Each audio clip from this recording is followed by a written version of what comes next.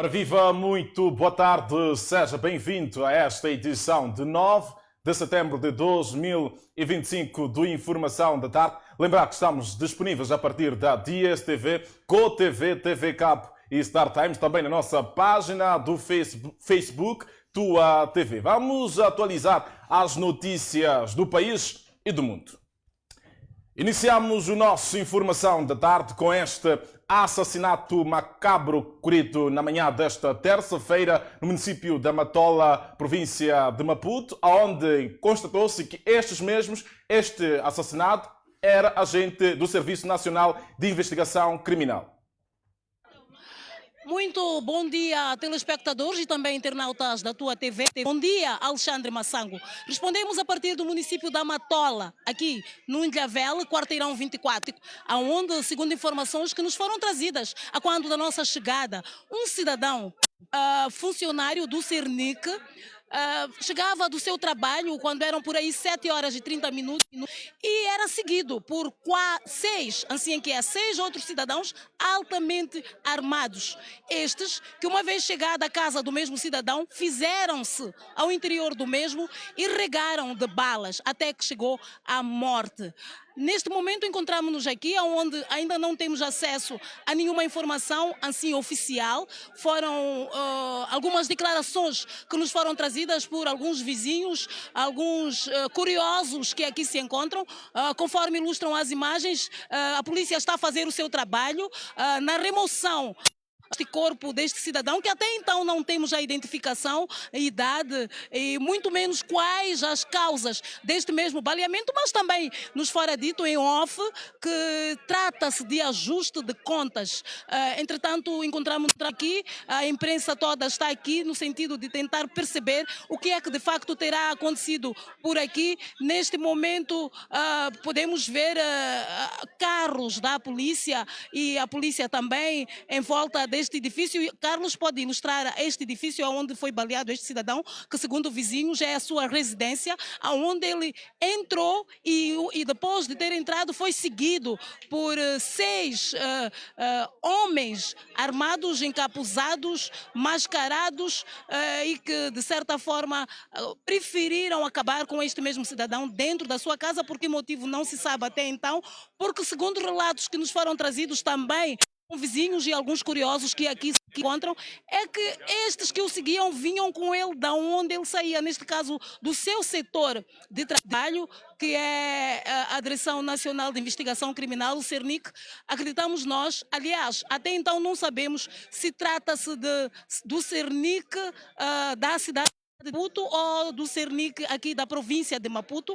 É uma informação que ainda vamos buscar quando for oportuno e podermos então conversar com quem de direito e mais do que quem de direito, familiares, quem sabe, quiçá vizinhos que presenciaram esta mesma perseguição. Até então é tudo que nós podemos trazer aqui, mas vamos tentar aproximar. As pessoas estão muito receosas, até talvez por conta da presença da polícia aqui. Vamos tentar conversar com alguém para ver quem diz alguma coisa. Antes, para todos nós, os vizinhos daqui da rua, era um jovem que nós conhecíamos, né? Então, aquilo não foi... Nós recebemos a informação, mas não foi do nosso agrado. Sim. E você estava aqui a quando da chegada deste mesmo cidadão à sua residência? No momento em que aconteceu, eu não estava exatamente aqui, mas um pouco antes, um pouco depois eu apareci, então eu já estava mesmo o corpo sem vida. Qual era a idade deste mesmo cidadão? Qual é a profissão que exercia? Tem alguma informação sobre isso? Não, a idade dele não tem exatamente, mas era um jovem e era da polícia. Confirma que este vinha do seu local de trabalho? E, pelo que eu percebi, o carro ainda estava ligado, parecia que ele estava para sair. Ok, não se estava a caminho ou a regressar do trabalho? Não sei. Eu cheguei, o portão estava aberto, então parecia que ele estava para sair, o carro ainda estava ligado. Chegou a ouvir o soar das balas, o barulho das balas, chegou a ouvir? Sim, até por acaso foi o que me despertou e poder sair. Sabe dizer quantas balas foram disparadas? Foram por aí mais de 16 balas. Todas direcionadas ao corpo deste cidadão? Sim, atacaram a vítima, então... Mas uma vez sendo vizinho, acho que assistia à rotina deste mesmo cidadão. Qual era o seu comportamento? Tinha alguma conduta duvidosa no seu apreciar? Para ser sincero, ele não tinha tipo, muita comunicação, não era uma pessoa muito aberta, talvez pelo trabalho que ele exercia, né? Sabe dizer ou calcular exatamente qual foi o espaço de tempo usado por estes assassinos para entrar, assassinar e se retirar antes mesmo que a polícia comparecesse? 5 minutos foram muitos, 5 minutos foram muitos. para chegar. Para fazer isso. E depois disso, quanto tempo a polícia levou para se fazer ao local? A polícia levou muito tempo. Até por acaso, alguns vizinhos é que foram buscar a polícia. Ou seja, quanto tempo mais ou menos depois do assassinato é que a polícia se fez a esta residência? Uns 30 a 40 minutos. Ok, e os assassinos já haviam desaparecido? Sim, já haviam ido embora. Por acaso eu vi os dois carros já passarem. Passaram por mim. Eram 2 viaturas? 2 viaturas. E todos eles entraram no interior da casa? Não. Pararam mesmo aqui em frente da casa. Não. As viaturas pararam em frente da casa, mas os cidadãos, os 6 cidadãos que se faziam nas viaturas, fizeram-se ao interior da casa, todos eles armados? Não, primeiro passou o primeiro carro, entraram, atiraram, depois saiu aquele, entrou o outro. Ou seja, o segundo carro estava aqui numa espécie de vigia? Sim, também saíram, atiraram nele. Os 6 cidadãos que vinham nos 2 carros fizeram questão de descer e entrar na casa para balear o cidadão? Sim, foi o que aconteceu. Não tenho nada a dizer, nós estamos muito assustados com tiros, só ficamos muito assustados. Como é que a senhora percebeu-se destes tiros? Eu ouvi tiros, trocas de tiros, depois, meu filho me acordou, saímos A nós. senhora ouviu na primeira pessoa, não lhe foi contado? Não ouvimos, estamos aqui perto, somos vizinhos. Quantos tiros, mais ou menos? Muitos tiros, foram muitos. E estes cidadãos que balearam contra ele, em algum momento eles tiveram algum espaço de tempo para controlar se havia alguém nos arredores ou vieram certos do que vinham fazer e como iriam fazer e que ninguém haveria de os impedir? Não cheguei a ver nada, não posso mentir, não vi nada. Pois é, mas é vizinha do cidadão que foi baleado. Estamos de lá, daquele lado lá, da rua principal. Alguma vez conviveu com o mesmo? Não. Não conhece qual a conduta? Não posso mentir. E tem acontecer este tipo de cenário aqui nesta zona ou é a primeira vez que acontece? É pela primeira vez. Aqui tá demais os crimes. Aconteceu, esses tiros nós ouvimos às 7 e tal, em volta de 7 e tal. E nós ouvimos que alguém foi assassinado. Nós estamos a pedir justiça. As pessoas que fizeram isso, que sejam encontrados, só isso. Mas então, tem sido habitual assassinatos com recurso a baleamento? Sim, assassinados, roubos, muitas coisas aqui. Falou de roubos. Este cidadão que fora assassinado terá sido por conta de tentativa de assalto, é isso? Eu acho que não, eu acho que é ajuste de conta. Estão aqui a jogar-nos água, a jogar-nos objetos de forma a tentar intimidar. É a polícia que está a fazer isso, a jogar objetos para intimidar aos jornalistas. Já o que nós temos que nos esconder desta vez não é gás lacrimogéneo, mas estão a usar objetos da casa e a população a devolver os objetos. Aqui todo cuidado é pouco, porque como forma de afastar a imprensa, apanha o corpo, Carlos, apanha o corpo é para nos distrair, apanha o corpo é para nós afastarmos, não te distraias, Carlos, é para nós nos concentrarmos com os objetos, não gás lacrimogéneo. Agora a polícia a posicionar uma arma para então intimidar as pessoas, tudo para que nós não possamos registrar este momento da saída do corpo. Carlos, posiciona-te para o corpo, isto é uma distração, Carlos, posiciona-te para o corpo, é uma forma de fazer com que a imprensa não apanhe a saída do corpo. Nós vamos continuar aqui, não te distraias com a polícia. E o corpo a ser retirado, e o corpo está no ar. Estamos a fazer o nosso trabalho. A polícia a tirar-nos daqui à força. A câmera a ser tirada. A polícia a empurrar-nos, tudo para não registrarmos a saída do corpo, mas nós aqui a fazermos o nosso trabalho pelo qual juramos e vamos tentar retratar o corpo. Não sei por que motivo interessa à polícia que não se retrate a saída deste corpo. Foi um tumulto que aconteceu aqui, que começou por lançarem paus, pedras, água quente, para atingir aos repórteres, para atingir a imprensa, tudo para que não se possa registrar a retirada deste mesmo corpo, deste cidadão. E dizemos nós que a polícia, na primeira pessoa, é que estava mesmo a lançar. Está aqui um objeto, Carlos retrata, pedras que estavam a ser atiradas. Esta é uma das pedras que foi lançada para a equipe da imprensa que estava aqui a trabalhar, pela própria polícia. Também temos um pau, vamos buscar um pau que foi aqui lançado. Este pau também foi um dos objetos que fora lançado, então, caros telespectadores e internautas, para intimidar a polícia. E mais do que isso, água quente também foi jogada.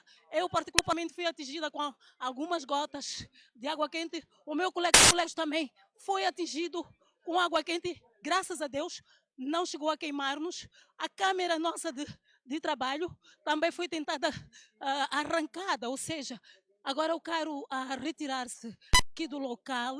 Acreditamos nós que já foi colocado o corpo dentro do carro. Foi um cenário muito triste que aconteceu aqui. Tudo na tentativa de retirar a presença da reportagem da imprensa. Sim, alguma coisa me distraía aqui. Estava a tentar perceber. Sim, dizia que tudo que foi feito aqui, tudo que aconteceu aqui foi só numa tentativa. Tentativa esta, que era de intimidar os jornalistas. Para este assassinato macabro ocorrido na manhã desta terça-feira, há mais de 2 meses, houve um duplo homicídio onde agentes do Serviço Nacional de Investigação Criminal disseram ou manifestaram receio em torno do cenário que tem acontecido no município da Matola.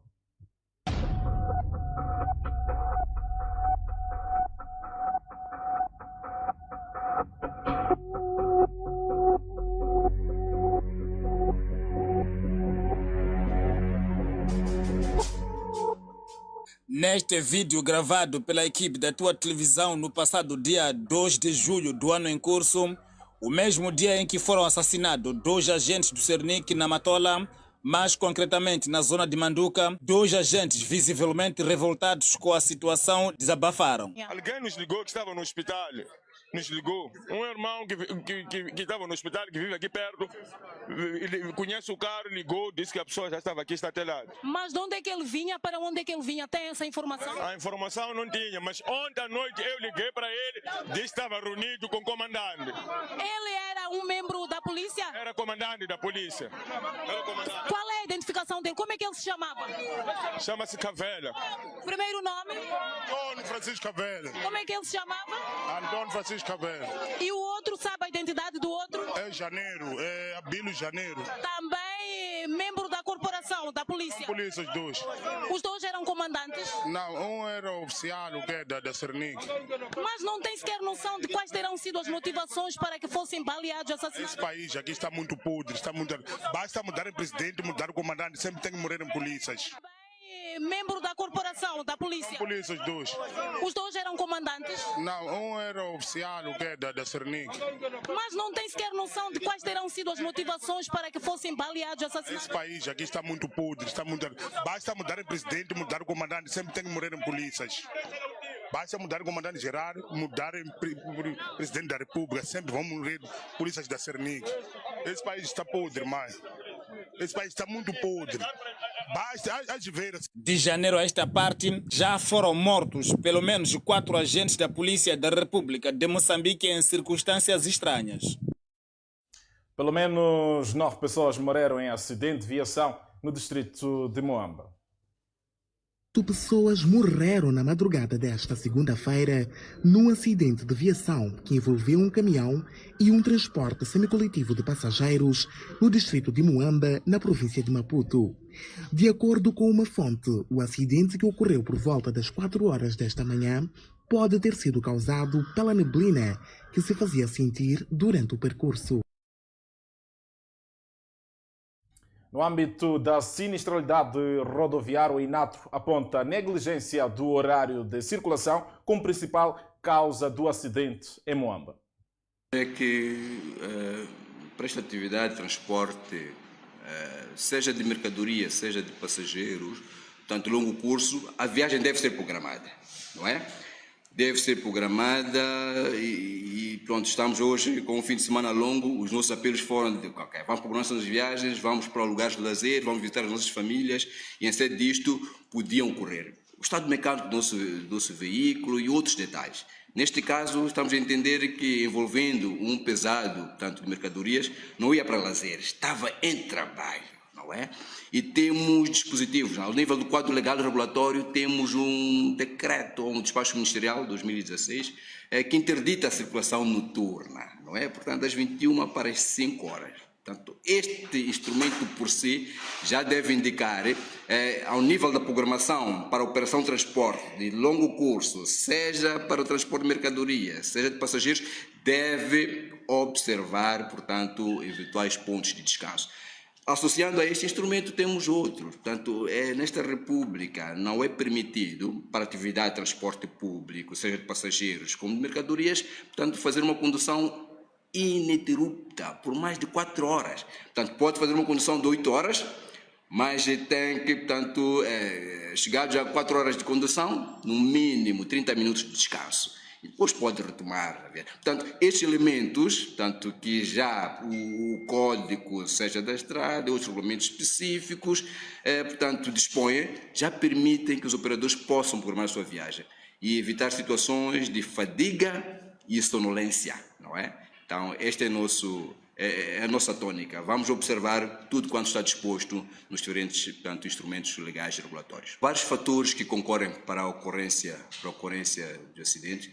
Mesmo antes do relatório definitivo, termos tido contato com o definitivo, já era possível, para o caso de Xongwen e Xinavan, perceber que houve atropelo, portanto, de algumas disposições, cumulativamente esta de interdição de circulação noturna, a lotação.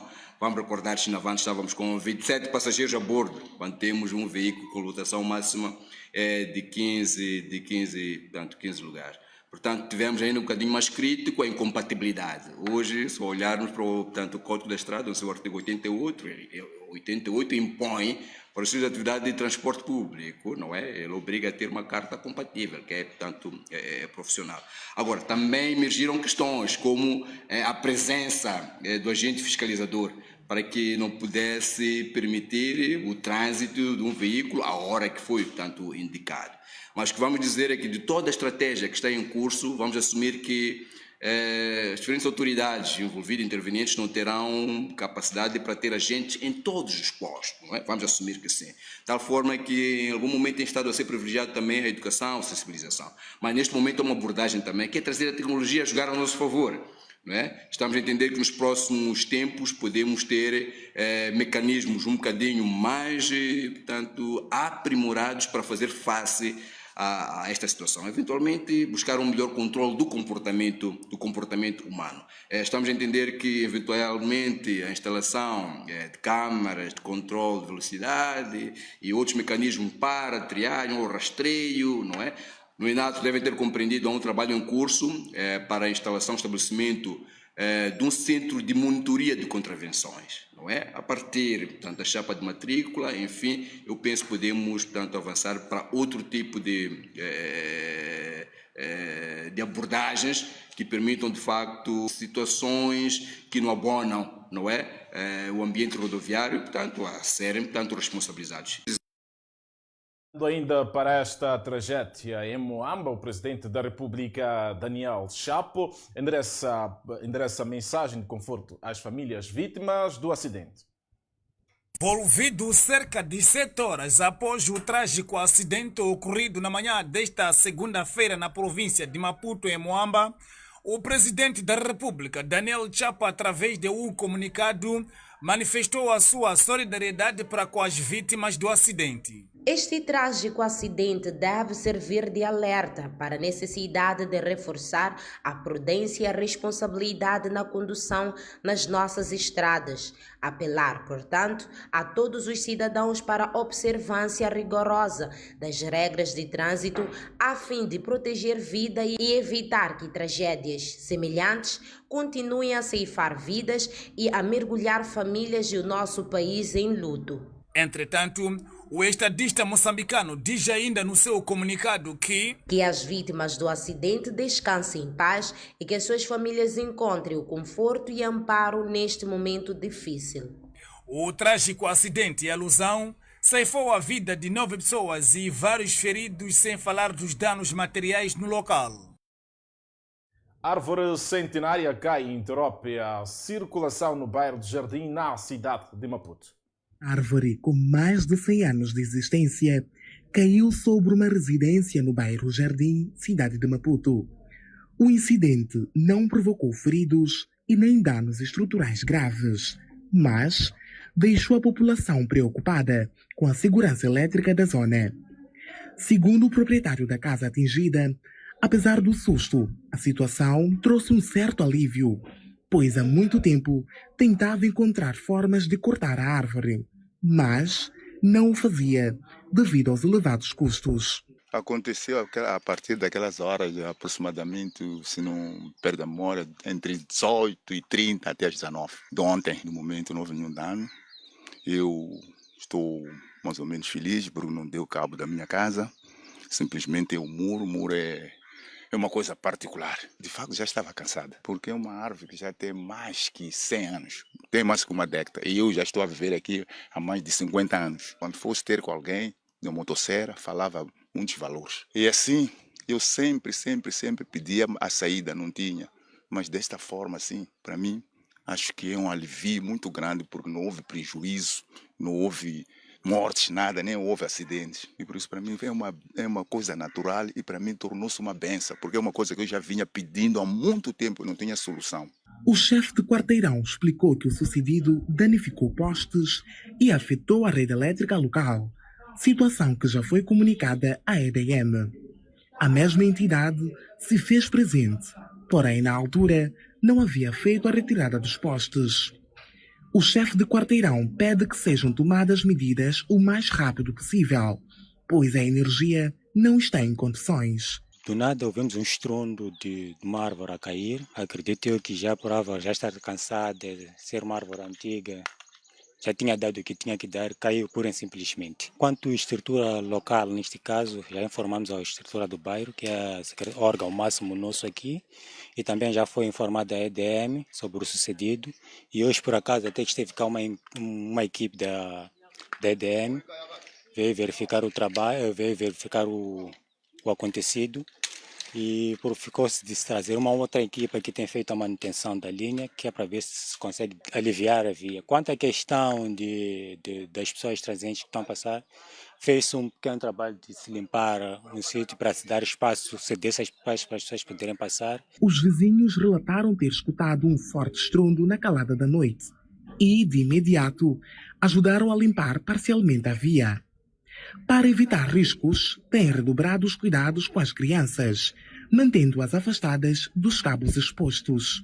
Mas os cuidados até então é evitar com que eles saiam, né? Portanto, é um risco iminente, como ver uma árvore que já estava seca. Comigo, a única coisa que estou a fazer é fazer com que meu filho não saia. Agora não sei até quando é que posso fazer isso. Terei que trabalhar. Essa situação ainda perdura desde ontem. Pessoalmente, estávamos a tirar aqui, né? Aqueles cabos que podem pôr em causa algum risco, pelo menos o pessoal que está aqui a passar. Não sabemos se há alguma corrente elétrica aqui, ou então com essa queda se desligou-se. Então, a única coisa que fizemos é afastar os cabos, pelo menos daquela parte lá da estrada. E, tanto, ele pessoalmente encarregou-se de estar a tirar ali a parte das árvores, né?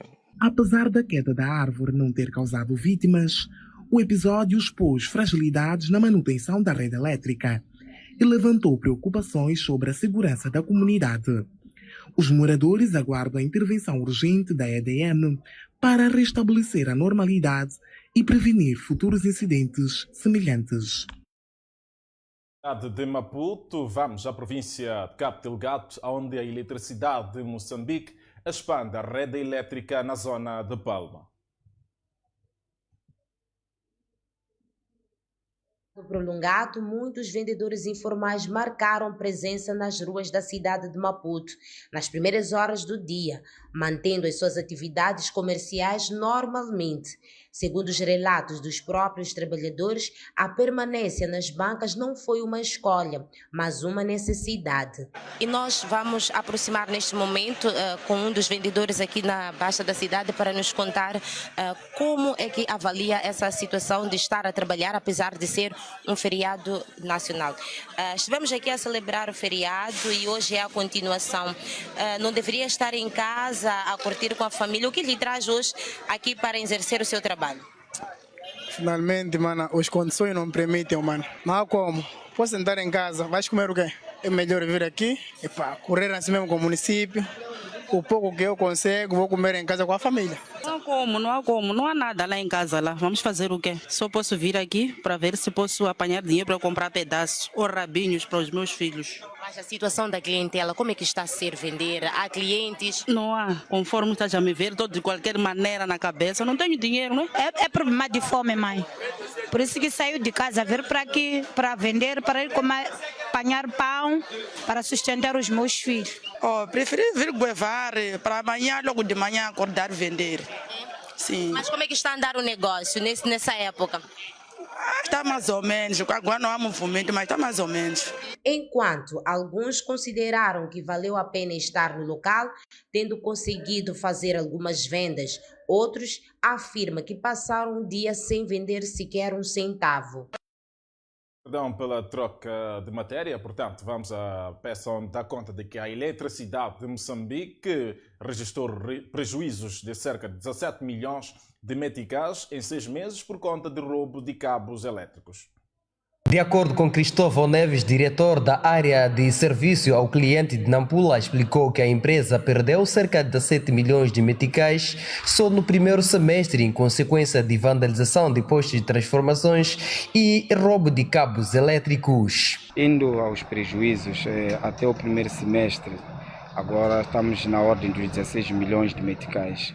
O que acontece é que a sabotagem do equipamento elétrico, não só dos cabos, como temos aqui esses indivíduos presos, temos também a parte do óleo transformador, que também, à calada da noite, as pessoas escalam os PTs e sabotam os transformadores. Então, a soma desse prejuízo todo, praticamente está nessa ordem de 16 milhões de meticais, que esse dinheiro estaríamos a aplicar para fazer a expansão da rede elétrica nacional. Como sabe, o governo está a implementar um projeto para até 2030 ter todo o país eletrificado.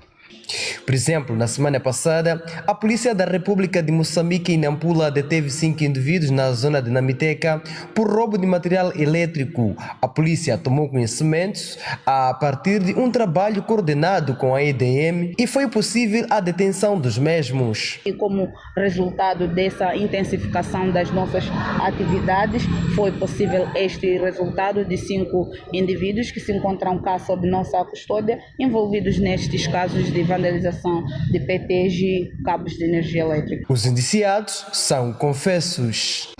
Vamos estragar a energia. Sabe, traz pessoas aqui, mas também pensa meu amigo aí. Agora, essa aí chegou lá, quando estava estragando, quando quero sair, chegou a pessoa. Começou a assistir pessoa dele. Eles que fugiram, mas também esse amigo que fugiram. Essa aí lhe pegaram, mesmo ali mesmo lhe bateram. Esse meu amigo lá, chegaram em casa dele, o pai do dinheiro viajaste. Aqui não está aqui mesmo na Nampula, que já viajou. De realçar que, apesar da existência de um projeto denominado Energia para Todos, ainda na cidade de Nampula há zonas que não se faz sentir a corrente elétrica.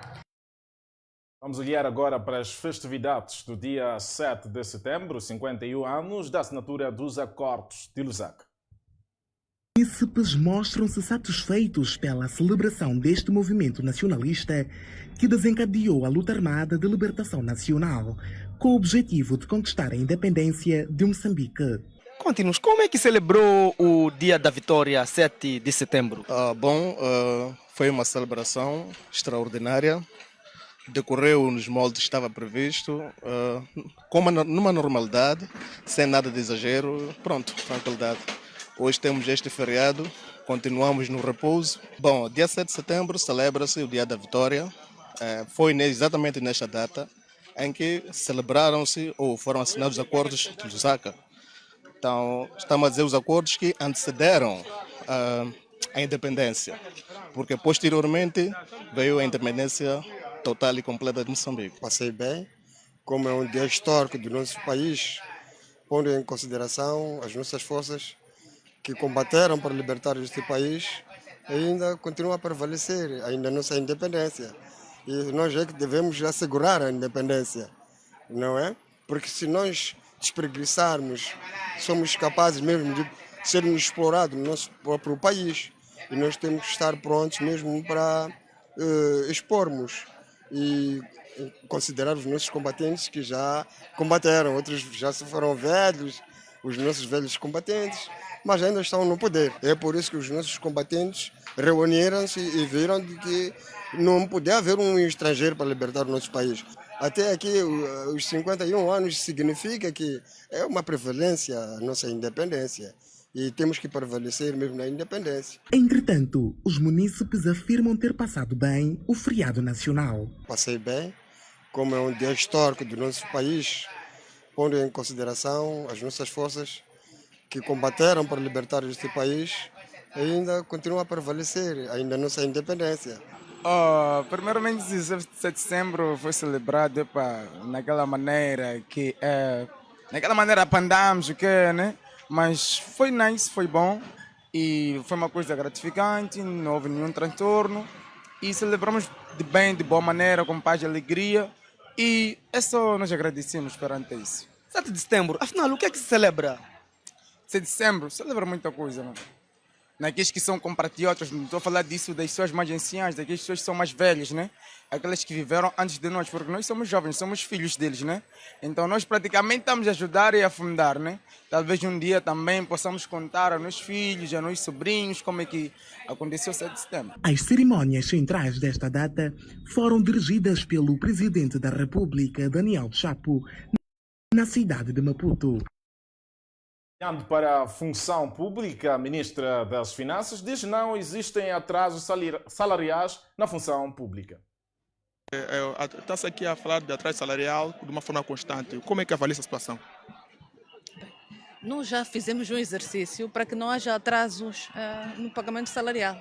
Então seria importante clarificarmos qual é a fonte dessa informação. Por exemplo, para o mês de agosto já temos os salários todos pagos. Sim. Há uma data fixa de pagamento? Existe um calendário normal que todas as instituições conhecem de pagamento de salários. Os salários começam a partir das pensões a serem pagas a partir do dia 15 do mês, portanto, ao qual se refere o pagamento, e corre até o dia 5 do mês seguinte. Portanto, esta é a janela de pagamento de salários. E todo o nosso exercício que fazemos é para pagar os salários até antes do dia 30. Nós, normalmente, o calendário é esse. Inicia no dia 15 do mês corrente até o dia 5 do mês subsequente. Ainda nas festividades do Dia da Vitória, na Cala Porto assinala o Dia da Vitória com apelos à paz e à valorização dos combatentes. Posição! Lugar no primeiro lugar, armar! Lugar de avançar no primeiro lugar, armar!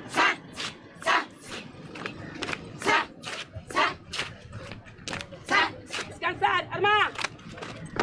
Posição! Lugar no primeiro lugar, armar! Lugar da retaguarda, no primeiro lugar, armar! Alusivo ao Dia da Vitória celebrado neste domingo, os combatentes da luta de libertação nacional em Nacala Porto aproveitaram a data para repudiar atos de violência e manifestações extremistas, com destaque os ataques terroristas que continuam a afetar a província de Cabo Delgado. Nós, combatentes da luta da libertação nacional, repudiamos os ataques terrorismo na província de Cabo Delgado, que ainda não tem rosto, só decapitam sem explicação do povo moçambicano. Do mesmo modo, estamos contra com as manifestações violentas.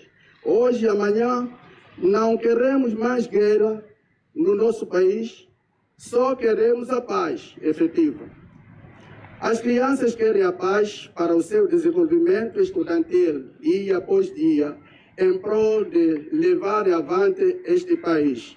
Por sua vez, o representante do presidente do Conselho Municipal de Nacala destacou o papel dos combatentes no processo de libertação nacional, sublinhando que é o dever das autoridades locais continuarem a valorizar a sua contribuição histórica.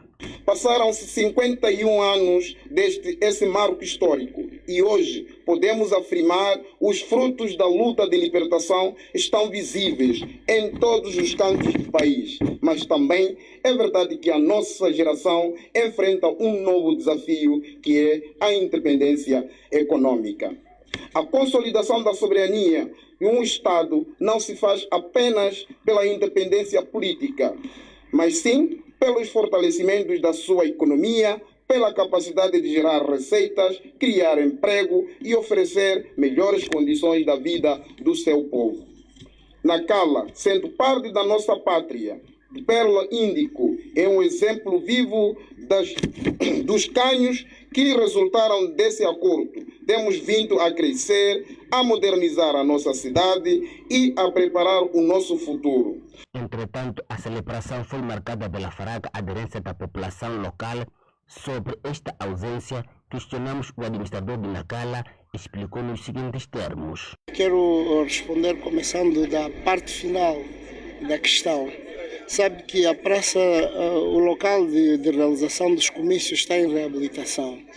E por causa exatamente desta reabilitação que o município está a fazer, houve um apelo para que aqui não temos um lugar para as pessoas estarem mais aconchegadas, razão pela qual estamos a lutar a nível do Conselho Municipal e nós como representantes do Estado para acelerar a reabilitação do local do comício.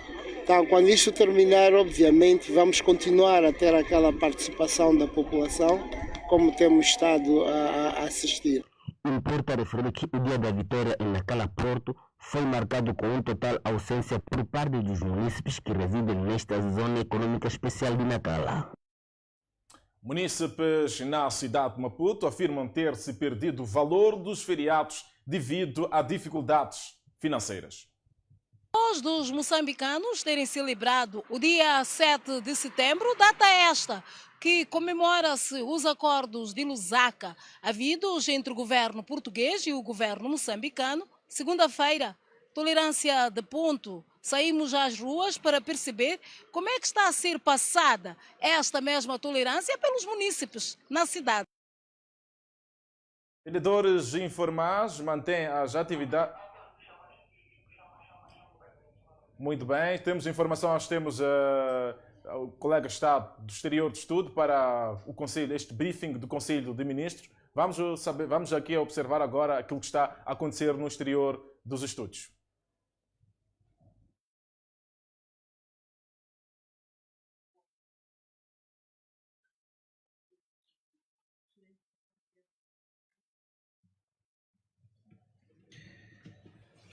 O Conselho de Ministros realizou no dia 9 de setembro de 2025 a sua 31ª sessão ordinária.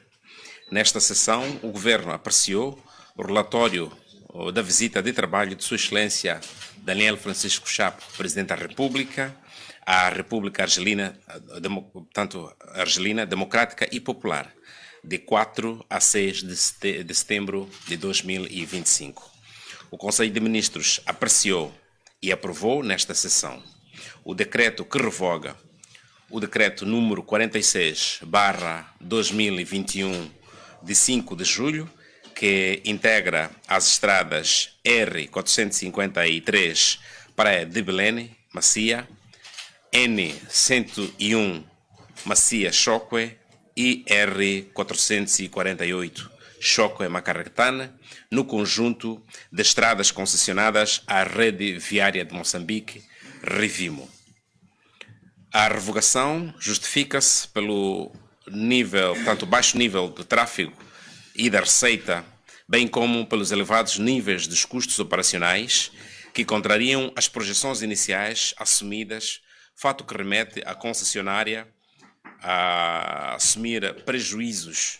Sendo assim, o Conselho de Ministros revoga a concessão e autoriza os ministros que superintendem a área de estradas e pontes e das finanças a criar uma comissão de trabalho para estabelecer os mecanismos de gestão dos ativos, incluindo a continuidade da manutenção das vias. Com o objetivo de padronizar os procedimentos de gestão de recursos humanos na administração pública e permitir o acompanhamento do ciclo de vida dos funcionários e agentes do Estado foi criado através do artigo número 36 do Estatuto Geral de Funcionários e Agentes do Estado, o Sistema Nacional de Gestão de Recursos Humanos do Estado, SNGRHE, composto por diferentes subsistemas. Neste contexto, o Conselho de Ministros aprovou, nesta sessão, 3 regulamentos de subsistemas que vão permitir a funcionalidade da entidade que superintende a área da função pública. O decreto que aprova o regulamento do subsistema de planificação de pessoal.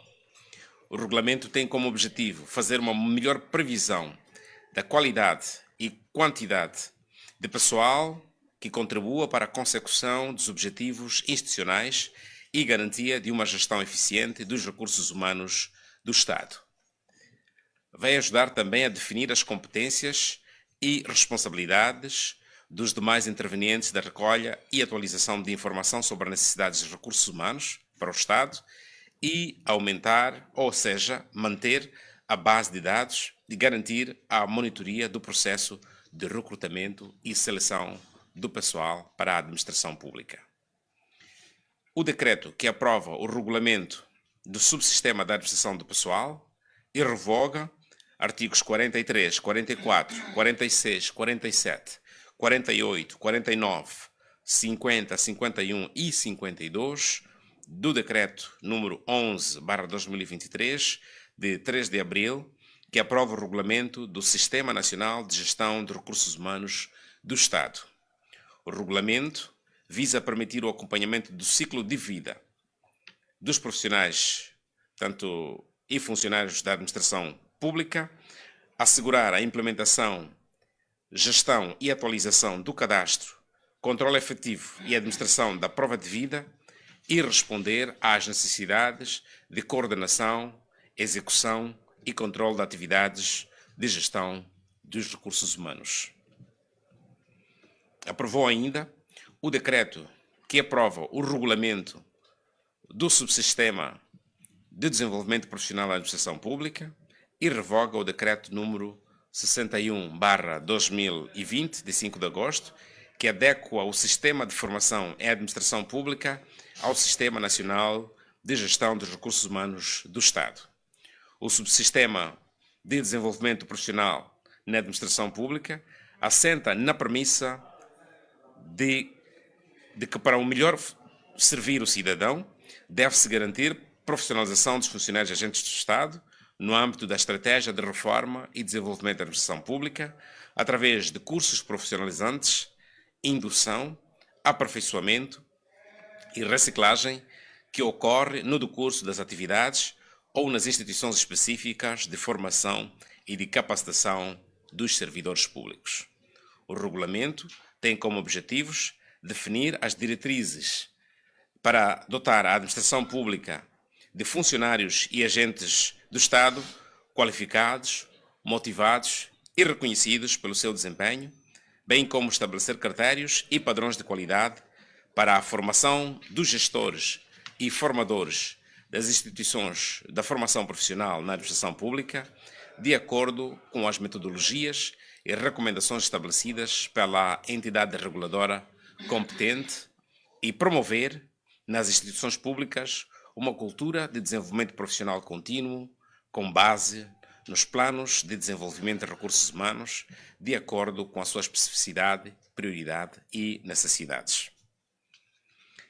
Espera-se aprovar em breve, a breve trecho, o último subsistema para a conclusão do ciclo de reforma normativa dos instrumentos de gestão de recursos humanos do Estado, designadamente o sistema de avaliação de desempenho, que está em finalização. Ainda nesta mesma sessão, o Governo apreciou a informação sobre o relatório de implementação do Plano de Segurança Rodoviária 2025, onde se pode constatar nas estatísticas da sinistralidade rodoviária dos primeiros 8 meses deste ano, comparativamente com o igual período de 2024, que registramos um aumento de acidentes em 20 casos, uma vez que registaram-se em janeiro a agosto deste ano 430 acidentes de viação contra 410 ocorridos em igual período de 2024. Quanto ao número de vítimas mortais, a situação é igualmente preocupante. Tivemos, nos primeiros 8 meses deste ano, mais 71 vítimas mortais, correspondente a um incremento de 14% em comparação com os primeiros 8 meses de 2024. De notar que de janeiro a agosto do presente ano, registrou-se 575 vítimas mortais contra 504 nos primeiros 8 meses de 2024. O mesmo sucede quanto aos danos materiais, que estão igualmente a registrar uma tendência crescente. O que se registrou nos primeiros 8 meses e 8 dias deste ano só veio a confirmar o que já sabíamos como governo, que enfrentamos como país desafios críticos de segurança rodoviária, a ponto de termos 30,1 mortes de acidentes de viação por cada 100.000 habitantes, o que se traduz entre 7.000 e 10.000 mortes anuais, tanto de forma direta, por acidentes de viação como tal, como de forma indireta, como consequências ou tendo considerável relação com os acidentes de viação, segundo dados da Organização Mundial da Saúde. Ontem, segunda-feira, dia 8 de setembro, dia em que se registrou a tolerância de ponto à escala nacional, pelo fato do dia 7 de setembro, dia da vitória, ter sido realizado num domingo, Moçambique registrou 2 acidentes de viação com assinalável gravidade, ambos na Estrada Nacional N4, também conhecida por Estrada Maputo-Witbank, nos quais se perderam a vida 10 pessoas. No primeiro acidente, ocorrido nas proximidades da portagem da Moamba, no distrito do mesmo nome, na província de Maputo, pela madrugada, perderam a vida no local 8 pessoas, além de terem sido registrados 5 feridos com gravidade. Há igualmente a registrar avultados danos materiais. A perícia realizada no local pelas autoridades rodoviárias constatou haver fortes indícios de condução sob efeitos de álcool em pelo menos uma das viaturas envolvidas no acidente, na qual foram encontradas garrafas de bebidas alcoólicas. O segundo acidente, registrado na zona entre os bairros da Matolagar e Machonchene, nas primeiras horas da tarde do mesmo dia, ontem, dia 8 de setembro, resultou de um choque frontal entre 2 veículos automóveis pesados por conta da ultrapassagem irregular de uma delas, conforme informações das autoridades rodoviárias.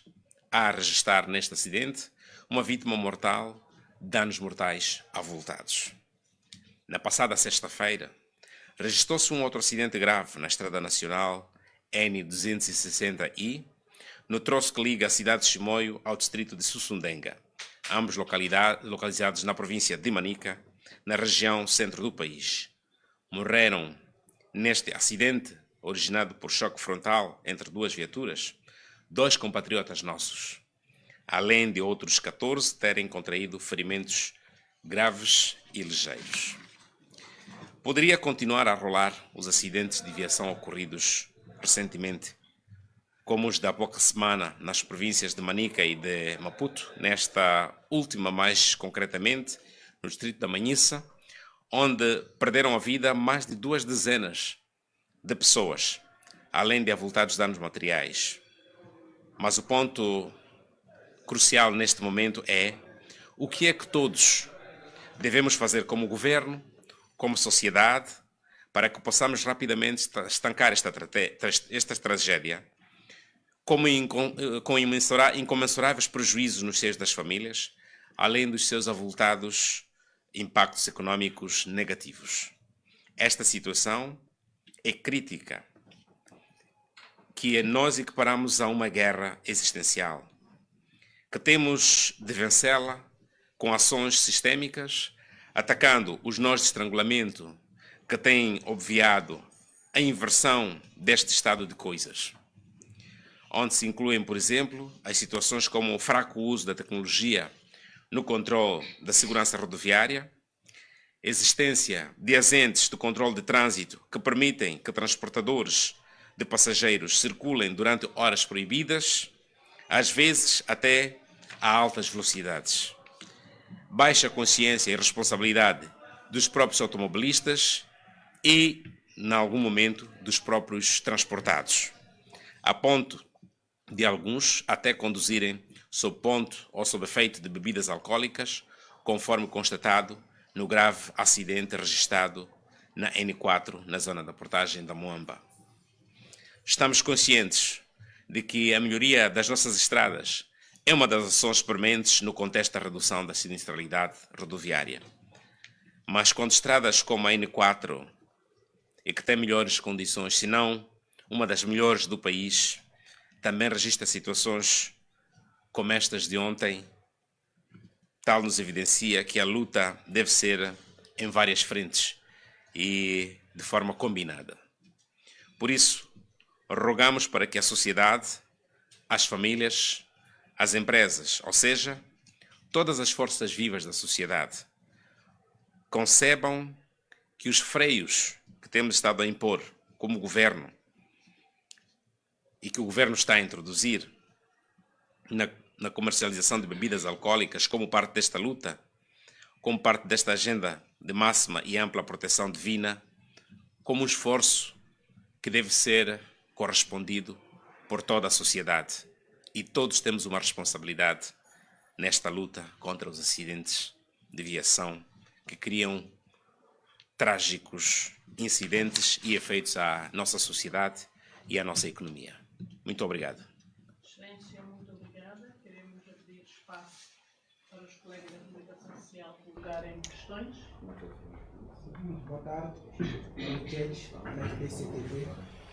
Sua Excelência falou desta situação dos acidentes no país. Ainda ontem, o INATRO disse que não tem capacidade para fiscalizar a atividade rodoviária no país. Não tendo esta capacidade, como é que o país vai então dar a volta por cima, responder a esta situação que está agora a preocupar todo o país? São acidentes que se registram a cada dia. A outra questão é que o Sr.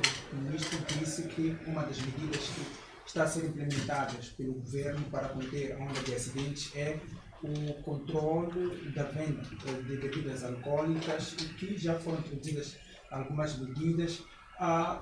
Como é que está a ser este processo de fiscalização? Alguns comerciantes dizem que estão a ficar prejudicados com esta questão de não se vender a venda do álcool aos domingos.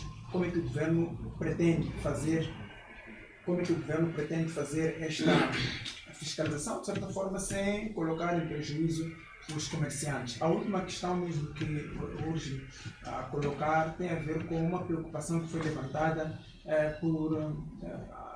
pela Federação Moçambicana de Hotelaria e Turismo. Diz que há instâncias turísticas que estão em risco de encerrar as portas no país porque, em primeira instância, não há aviões para movimentar turistas no país, e a segunda é que estão a enfrentar uma crise no país. Estão a saber até que ponto está a ser o nível de adesão das empresas ao Fundo de Recuperação Econômica que o governo trouxe mesmo para poder ajudar estas empresas e outras a recuperarem-se das nefastas manifestações que nós registramos logo após as eleições do governo. Obrigada. Mais algum colega, reiterando o apelo para que nos concentremos nos temas do Conselho de Ministros? Sim, Arlete Pascal, jornalista STV. Estava a saber qual é que será a atividade relatória dos acidentes que tomaram 35 pessoas na mesa. E eu gostava de saber, então, caso com todo respeito, felizmente os assuntos estão a ser abordados, mas gostava de saber, em relação aos novos ataques ocorridos em cima da praia, em Arrasada, em Ameaça, que situação onde obrigado. Mais Sim, boa tarde, Anabela, Tua TV. Gostava de perceber qual é o posicionamento do governo em torno do assassinato ocorrido hoje na Matola, envolvendo o suposto membro do Serviço Nacional de Investigação Criminal. Excelência, não vejo mais pedidos. Muito obrigado sobre a colocação das questões que foram feitas. Bom, duas questões saem um pouco do espectro das discussões que temos estado a levar a cabo como governo. A primeira, esta colocada sobre a gente da Cernic. Há de compreender que o governo estava reunido e, com certeza, concentrado nos pontos marcados. Este tema é ainda recente, não temos quaisquer dados, particularmente não, mas com certeza as unidades operativas estarão a se informar e a perceber melhor o que é que estará a acontecer ou o que terá acontecido em relação a esta questão de Cernic. O mesmo vou fazer referência em relação aos ataques em Mocimboa da Praia, como fez referência, Mocimboa da Praia, como fez referência. As forças de defesa e segurança estão em campo, estão em terreno e só elas poderão depois dar alguma indicação sobre qual é o ponto de situação. E nestes casos, como temos feito referência, o papel do Estado é garantir efetivamente que os cidadãos tenham o menos sofrimento possível, assegurando que as forças de defesa e segurança estejam empenhadas para garantir a segurança das populações. Como podem ver, o malfeitor tem a sua tarefa, que é fazer mal às pessoas, e o papel do governo é travar essa onda de malfeitores para que não possa acontecer e não se possa pôr em causa a tranquilidade dos cidadãos moçambicanos em qualquer parte do país. Então, o papel do Estado vai ser continuar a perseguir e, naturalmente, retardar qualquer tipo de ataque ou perseguição às populações moçambicanas. De facto, lamentamos este infortúnio, mas não paramos nesta componente da lamentação, por isso é que estamos com forças empenhadas para o efeito. E detalhes destes serão dados, se este for o caso, pelas entidades de segurança, tanto que estão efetivamente no terreno, ou então pelos responsáveis ao nível central. Refiro-me aqui dos ministros, tanto do Interior e ministros, tanto da Defesa Nacional, que deverão certamente estar a coordenar as forças no terreno. Em relação à possível divulgação do relatório de acidentes da Manhissa, como fizemos referência, se lembram os nossos colegas da imprensa na sexta-feira passada, nós dissemos que a expectativa não pode ser de que todos os relatórios já vão ser divulgados. Poderão não ser divulgados. Mas o importante que o governo faz é despachar equipas de peritos para que levantem todos os elementos críticos que deverão estar, portanto, na base, tanto dos acidentes que ocorrem. Para o caso em particular deste que se faz referência, da Manhissa, já temos relatórios não definitivos, mas são relatórios que informam o governo sobre o que é que terá acontecido e, como se pode compreender, há um conjunto de violações que deverão ter ocorrido. Desde logo, só de perceber, por exemplo, que há uma viatura que partiu há 2 horas, portanto, da madrugada, de um ponto para chegar à cidade de Maputo. Uma viatura que, tendo cerca de 15 lugares em termos de lotação, de repente morrem 27 pessoas. É outra grave violação. As outras questões que hão de ser identificadas no relatório dão indicações de, por exemplo, o indivíduo que estava a conduzir a viatura não tinha permissão para conduzir, a viatura tinha problemas de legalização, entre outros. Portanto, são vários outros problemas que estão lá por detrás. E divulgar estes relatórios não resolvem efetivamente o problema, mas informam, pelo menos, as instituições para nós vermos como é que, de facto, teremos que ter em conta este elemento. E hoje fizemos este profundo apelo em relação à questão dos acidentes por uma razão muito simples. Estamos, portanto, há pelo menos 3 meses e meio do final de ano e a tendência de mobilidade tem sido crescente para o final do ano. E se este comportamento ou a falta de comprometimento de todos nós que ou transportamos ou somos transportados, não nos comportamos, naturalmente mais vidas serão ceifadas. Isso naturalmente vai resultar, por um lado, na tomada de medidas muito mais arrojadas, mas o problema não está na tomada de medidas arrojadas, está no comportamento que nós, como cidadãos, como humanos, temos que ter perante a situação concreta. E com este briefing do Conselho de Ministros, dirigido pelo porta-voz do Governo, Inocêncio Impissa, colocamos o ponto final. A informação da tarde, prometemos voltar amanhã com mais informações.